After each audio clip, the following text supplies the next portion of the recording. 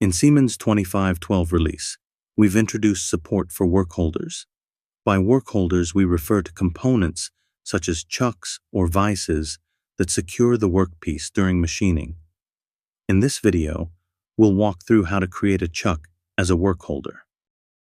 Start by opening the assembly file. It's a good practice to create a new parent component for the assembly to attach kinematics and apply the correct classifications into.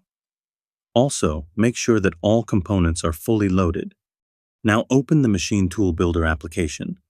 Go to the Kinematics section in the navigator and click right mouse button on the top node and select Insert Work Holder Base Component. In the Create Work Holder dialog, define the junction that will serve as the reference for mounting the chuck into the machine. For consistency, maintain the same orientation across all work holders to ensure proper alignment.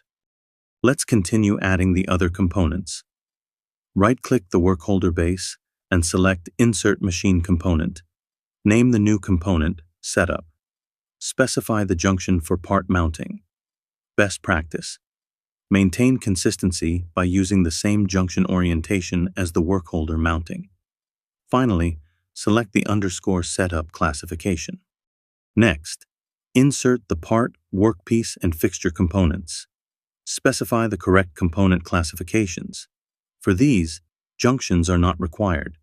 For the fixture component, assign the chuck base graphics. Inside the fixture component, add the individual jaw components. Select the part geometry and specify the junction.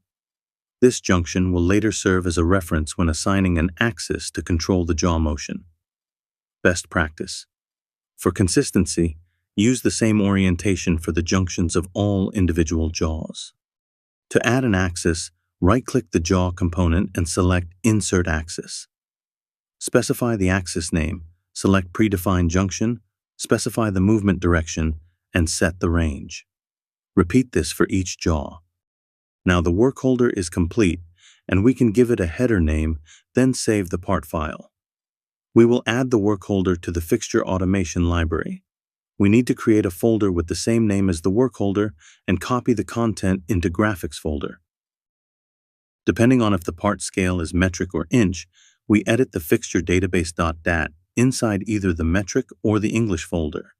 In the fixture database.dat file, enter the name, type, description, diameter, and clamping range, and save the file. After this, all necessary steps are done, and we can start using the work holder in CAM.